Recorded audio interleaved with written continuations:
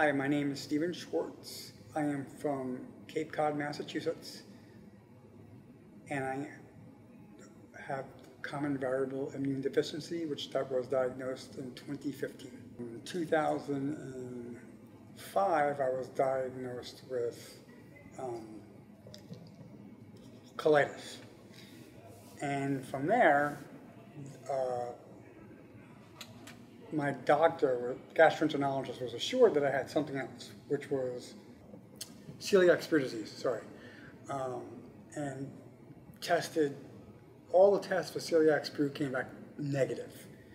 They did an upper GI, which is an endoscopy, they did a blood test, and everything came back negative.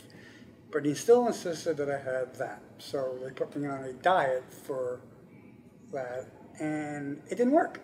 So I went back for genetic testing for celiac spear disease, and that also came back negative. So my doctor was like, something's going on, something's not right.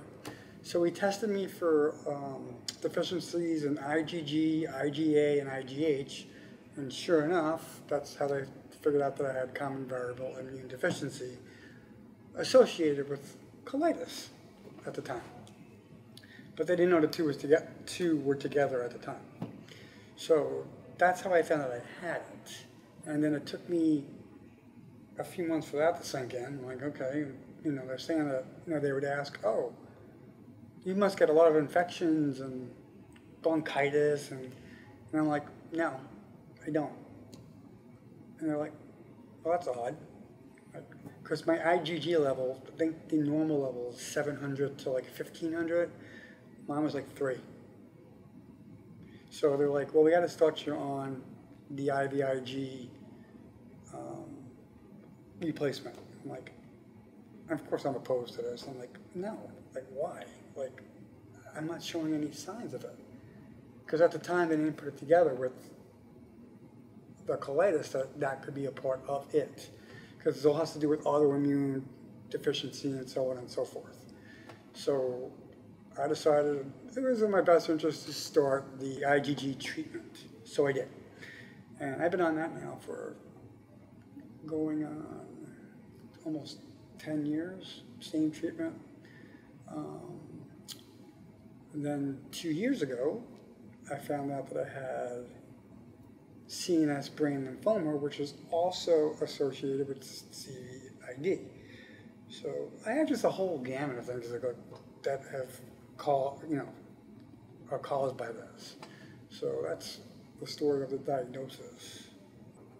I realized this conference, somehow somebody told me about it. I don't remember who that was.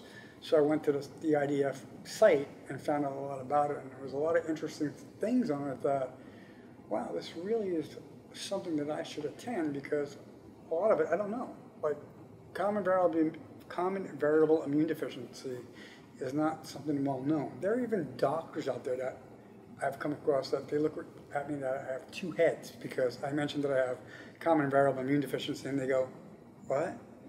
So it's interesting to me is because of the certain conferences that I picked are geared towards what I have, and I'm looking for more answers, and whether there's going to be other treatments down the line,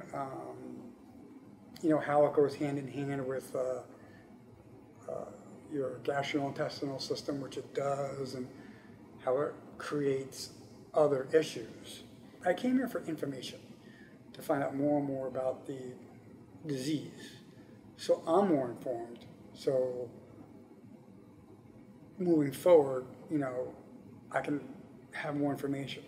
As a matter of fact, just this past week, my immunologist called me and said, we know you have an appointment with your gastroenterologist. Would you mind coming up here an hour earlier so we could take some blood? When I thought some blood, I meant, maybe, a vial or 2. No, it was 9. They took 9 vials of blood.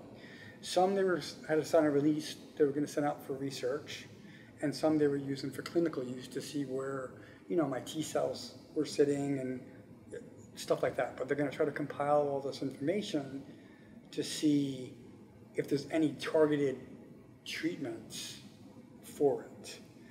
And she told me 2 months before the stuff comes back from the research, wherever they send it.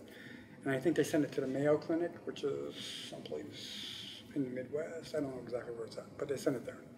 So the misconception is you have what? And it doesn't look like there's anything wrong with you. I can't stand when people say that. Or, you know, even after my surgery, my brain surgery, a few months later, it was like, oh, you're looking so good. And I'm like, what, did I look bad before? So it's, the misconception is people don't understand. It's the understanding of what it is. And even the people that have it really don't understand because, like I said, depending on your symptoms or lack thereof, you can't tell. So that's my thing of what people looking in see, because when I'm walking around the streets, nobody goes, hey, that guy's got CVID. Nobody has a clue. So, and even when you tell them about it, they're like, oh, well, you know, that can't be that bad, because they don't understand. I think it's the understanding of what it is and what it does that people don't get.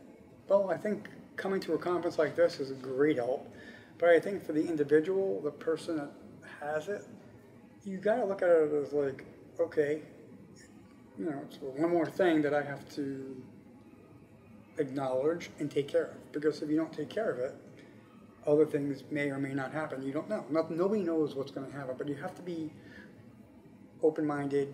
You have to listen to the doctors and see what they have to say before you make, as a person, any conclusions on what you're going to do. Because that's what I did at first. I was totally in denial. But I think in the long run, you have to keep up with the treatment so nothing happens. In my case, it didn't work, but you still have to have that mindset where I need this treatment so nothing more happens. That's the advice I would